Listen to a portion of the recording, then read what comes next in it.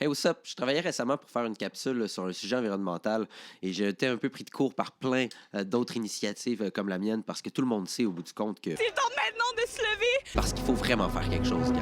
L'environnement, c'est vraiment, vraiment grave. Puis il y a plein de gens inspirants qui peuvent nous montrer la voie. Avant d'entrer dans cette vidéo, vous devez faire un choix. Si vous choisissez la pilule rouge, vous choisissez le déni. Bon choix. Quittez dès maintenant cette vidéo. Si vous choisissez la pilule bleue, vous choisissez la vérité. Vous l'aurez voulu. Accrochez-vous.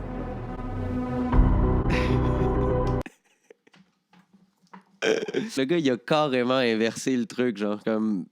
Parce que la pilule rouge est utilisée par la droite. C'est le principe, au bout du compte, dans la matrice. Hein. C'est dans la matrice que la pilule rouge sait de voir la réalité en face et la pilule bleue, c'est d'être dans le déni.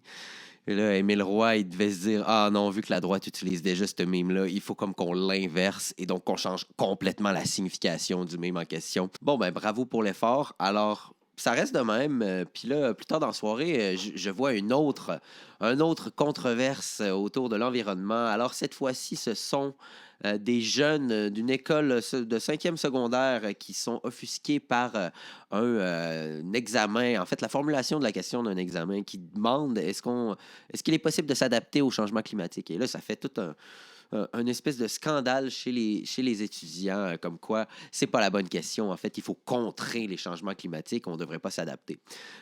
Bon, je vais y revenir peut-être un peu plus tard, mais écoutez, la vie, c'est comme ça. Hein. Il faut toujours s'adapter à des situations. Et même si on stoppait... à l'instant même, si on stoppait, admettons, toutes nos émissions de gaz de carbone, il y a déjà eu des émissions dans le passé qui font en sorte qu'il y a un phénomène actuellement qui est en train de s'emporter et on n'aura pas le choix de s'adapter. Donc déjà, à la base, c'est complètement ridicule. Et je voulais parler justement de ça dans mon vidéo que j'étais en train de monter. Mais là, plus tard dans la soirée, j'ai eu quelqu'un qui me texte. Puis là, je regarde ça. En gros, c'est quelqu'un qui me dit « Hey, t'as-tu vu ça, toute cette controverse-là avec l'examen? » Et il me dit qu'il connaît la personne. Il semble être de cette école-là. Si je ne m'abuse, je sais pas trop. Ouais, haha, c'est lui, mais il sait même pas c'est quoi un gaz à effet de serre. Puis là, j'y explique, j'ai dit, ben oui, ben justement, je voulais en parler dans cette capsule-là pour un petit peu démonter ça. Mais là, je commence à me dire, c'est quoi, il est en train de me dire que c'est un troll à la base, cette histoire-là? Puis dans un sens, en me disant, si c'est un troll, je trouve ça juste vraiment marrant. Encore une fois, ça va être une preuve de cette nouvelle dynamique contemporaine qu'est le trolling dans la politique. Et là, il explique que tous les médias sont tous en train de le contacter. Puis lui, dans le fond, il fait juste niaiser en entrevue. On dirait que le ministère nous abandonnait littéralement parce qu'il disait peut-on s'adapter au changement climatique? Mais nous, on ne veut pas s'adapter, on veut changer ça avant qu'on ait à s'adapter. T'es sûr qu'il niaise? Fuck that. Fuck that. Fait que là, c'est ça, un matin, je suis allé voir le groupe en question. Et donc, il y a vraiment 35 000 personnes sur ce groupe-là. 36 400, en fait. Alors, il faut comprendre que j'ai l'impression que la majorité du monde qui sont là-dessus, c'est pour une cause environnementale, c'est parce qu'ils sont vraiment offusqués par la question. Puis qu'au bout du compte, tu sais, puis je peux comprendre aussi, admettons, t'administres un groupe, à la base, c'est une blague. Je suis pas en train de dire que ce gars-là, en tant que tel, est contre l'environnement ou quoi que ce soit. C'est juste qu'il semblerait qu'à la base, c'était pas tant sérieux et là, c'est devenu quelque chose d'immense. Alors voilà, la nouvelle manière de faire la politique en 2019. Je suis vraiment confiant que ces jeunes-là vont mener à de quoi, que quand je vois à quel point ils sont capables de troller les médias en bas âge. Je veux dire, c'est des shit posters de haut niveau qui sortent même pas du secondaire. Comment qu'on peut s'inquiéter quand on a ça? Comment qu'on peut s'inquiéter? Quoi? What the fuck? Je comprends même pas. Qui est qui? C'est qui Jean-Pascal? Une espèce de climatologue. Je sais pas, il doit avoir un mème là-dessus. Je sais pas. Ah, ça a quand même l'air d'être beaucoup des mèmes, en fait. C'est comme plein de kids qui viennent de réussir à troller les médias, puis tout le monde se marre, je pense bien. Là. Ouais, là, il y a des gens qui ont demandé, avant d'accepter l'entrevue à TVA, de revendiquer que TVA ait une section environnement dans leur publication, je sais pas trop. Bah, là, des kids qui se mettent à brûler les... Hey, dehors! Envoie le grain dedans! C'est quoi ton feu? Wow! Ça, c'est là que tu vois qu'un meme commence à aller trop loin, là.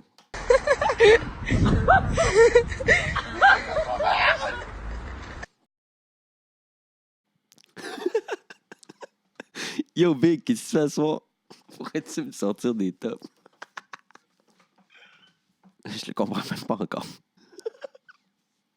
Genre... Ça doit être quelqu'un qui est comme dans le document préparatoire ou je sais pas trop, un expert qui est cité là-dedans. Fait que là, tous les jeunes se mettent à le texter pour lui demander des, des informations sur la question. Je pense, c'est un guess, je sais pas si c'est ça, mais ça... Moi et mes confrères auraient aimé avoir quelques fructueuses informations concernant l'examen d'écriture du ministère.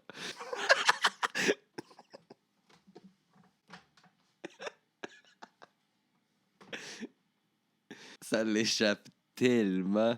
What? Il répond-tu pour vrai des fois? What?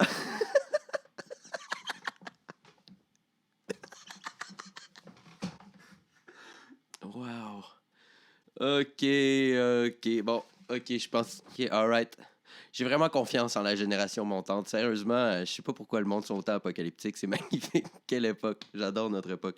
Vraiment cool. Vraiment nice. Merci. Bon, alors, pour célébrer cette capacité de tourner en dérision des sujets gravissimes de notre époque, alors je vous amène dans le sud. On va aller dans le sud, oui. Parce que tout le monde sait que c'est les pays pauvres qui subissent toute notre pollution à nous, sales pollueurs occidentaux. Alors, on va aller dans le sud voir c'est qui sont vraiment les plus affectés par l'environnement et tout ça. Ha!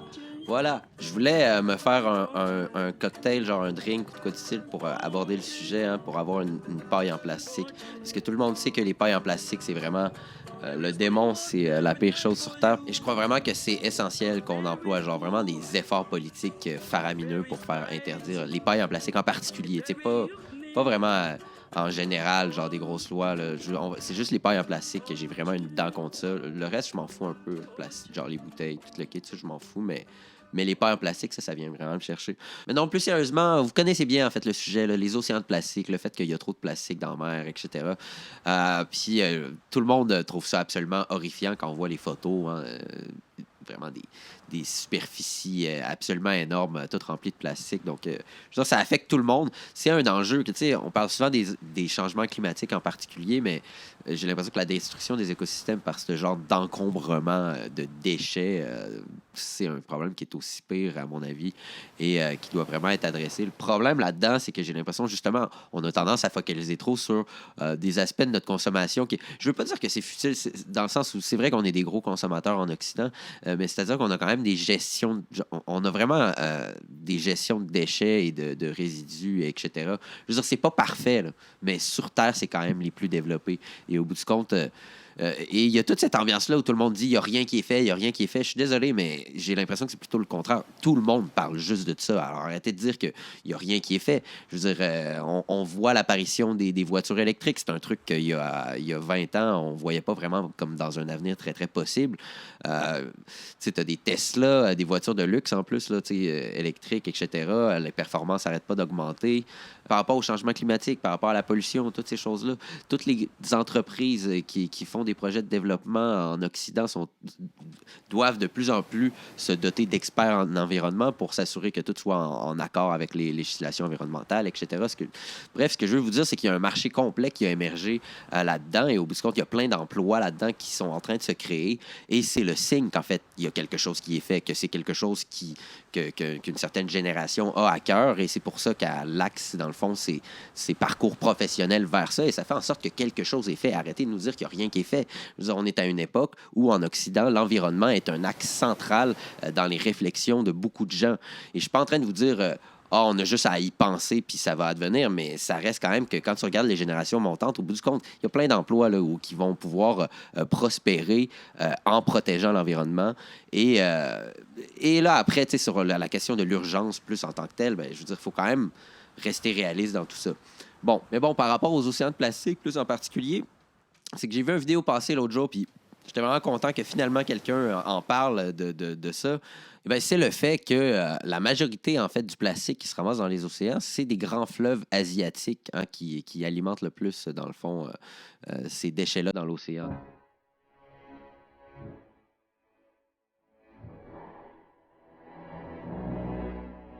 Désolé pour ma connexion Internet, c'est le mieux que je peux vous faire.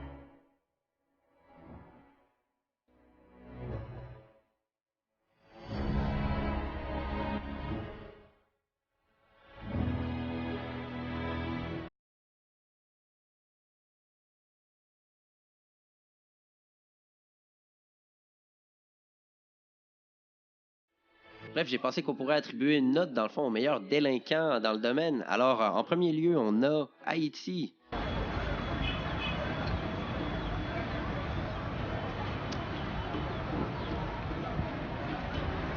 C'est satisfaisant, c'est satisfaisant. On voit que c'est... Il y a une bonne densité, mais vous voyez, ça coule encore bien et on voit qu'il y a beaucoup d'ordures au travers. Moi, c'est vraiment le plastique que j'affectionne particulièrement. Donc, là, je lui donnerais peut-être un bon...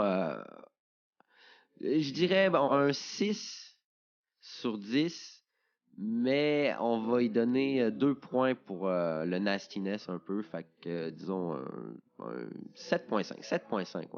7.5 pour Haïti. Bravo. Vraiment un pays qui, on le sait, se surpasse dans ce genre de discipline. Bon, maintenant, en deuxième, on a au Guatemala. Donc, quand même à proximité d'Haïti, en tout cas en Amérique centrale. Donc, le Guatemala, on va voir ça.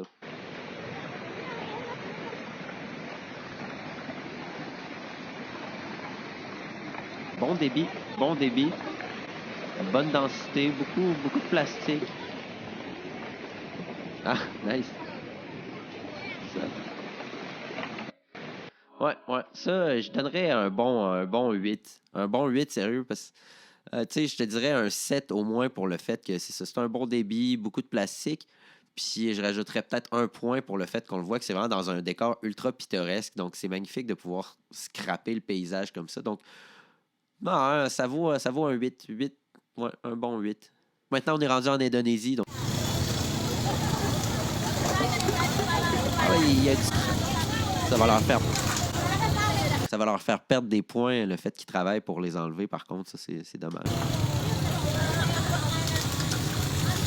Ah! Ça, c'est... Voilà, c'est ça. C'est un peu ça que je conseillerais aux pays d'Amérique latine de se diriger un peu vers ce modèle-là. C'est ce que vous cherchez. Vous voyez ici, là, il est bien rempli, là. Hein? Partout. Il est bien dense, bien compact. Faut plus qu'on voit l'eau. Faut qu'on ait l'impression, en fait, qu'on peut marcher dessus un peu. Sérieusement, j'ai donné des notes qui étaient comme trop hautes à la base, je pense. Mais lui, je vais lui donner un bon 9, là, sérieusement. 9, mais je leur enlève 0.5, disons, parce qu'il essaye de l'enlever. Mais au moins, j'aurais enlevé un point complet si leur manière était vraiment efficace. Mais vu qu'on le sait que leur manière est vraiment pas efficace en ce moment, on le sait pertinemment que ça va avoir aucune influence. Fait que 0.5 de moins, je pense. Vous pouvez vous en accommoder, là, ça devrait aller. Vous êtes quand même les premiers dans la course Indonésie, gang. Vraiment nice. Bon, maintenant, on est rendu en Inde. Alors, l'Inde qui, comme on le sait, a vraiment toujours chéri cette discipline. Alors, le Gange, qui est comme un peu un des premiers prototypes pour ce qui allait venir. Vraiment, en fait, très avant-gardiste, l'Inde, dans le domaine. Et vraiment une des performances les plus impressionnantes. On ne sait pas trop s'il y a une rivière, ce qui est quand même bon signe. On voit qu'il y a comme un bassin. Est-ce qu'il y a encore de l'eau là-dedans? C'est quand même, ouais, c'est un bon niveau et on voit que les gens aussi se sont adaptés à ce nouvel environnement. Ça devrait être un point que vous pourriez parler justement dans votre examen. Vraiment, je crois qu'ils vont gagner beaucoup de points. On voit que la vache aussi, il n'y a aucun problème. Je crois que l'Occident devrait arrêter un peu de donner la morale à tout le monde. On le voit, regardez ces chèvres-là, sont vraiment paisibles. C'est vraiment pittoresque. Moi, je crois que c'est vraiment un modèle de rêve, quoi. Je crois que c'est l'Inde qui va gagner. On va donner à l'Inde un bon 11 sur 10. Hein. Parce qu'ils ont un point de plus pour l'espèce de cohésion. Ils sont tellement bien adaptés. Dans le fond, ils font plaisir à leurs vaches et leurs chèvres là, pour vivre dans ce bel environnement. Alors, on va leur donner un 11 sur 10. Alors, juste un petit dernier en bonus. Alors, on est ici sur les bords de l'Amazone, ou en tout cas un des affluents.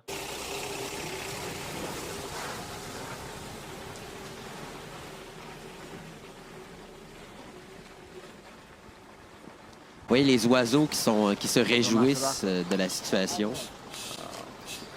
On fait plaisir à la nature en faisant ça. C'est une manière de redonner à la nature, à la terre-mère. Ils ont tous construit ce magnifique promontoire pour aller éjecter ça. Quantos veces por dia?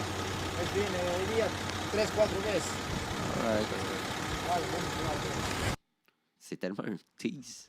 Bon, alors, comme vous voyez, c'est pas trop sérieux, mais comme vous savez, là, je suis pas inquiet que je vais avoir en masse d'autres opportunités pour vous parler d'environnement et mes perspectives sur le sujet, mais je trouvais ça juste important de rappeler qu'à un moment où on déploie autant d'énergie à, dans le fond, condamner certains comportements, alors que, manifestement, il y a vraiment des comportements plus basiques, là, on s'entend, là, c'est des trucs de base là, qui devraient être... qui devrait un petit peu alerter les gens, là, particulièrement par rapport à la destruction des écosystèmes. Écoutez, c'est sûr que dans une certaine perspective, on peut se dire que c'est le modèle capitaliste, le modèle d'exploitation occidentale qui fait en sorte que les pays du tiers-monde, pour essayer de survivre là-dedans, développent leurs ressources d'une manière un petit peu tout croche, puis au bout du compte, ça fait en sorte que c'est de notre faute, mais en même temps, c'est là-bas quand même qu'il faut qu'il y ait des politiques environnementales qui doivent commencer à être appliquées. Donc, je pense que c'est juste important aussi de toujours garder en perspective les choses, dans le sens que c'est pas vrai que les peuples occidentaux font rien pour l'environnement, c'est complètement faux. On a toujours eu ce souci d'avoir un environnement qui est sain. Mais bon, ironiquement, dans tout ça, il semblerait que le mot d'ordre, c'est la capacité d'adaptation. Et bon, on le sait, hein, les êtres humains ont des capacités d'adaptation exceptionnelles, peu importe la société. Et peut-être que ces peuples-là, ensevelis sous les ordures en ce moment, pourront nous donner une petite leçon d'adaptation. Alors, je vous laisse là-dessus. Merci.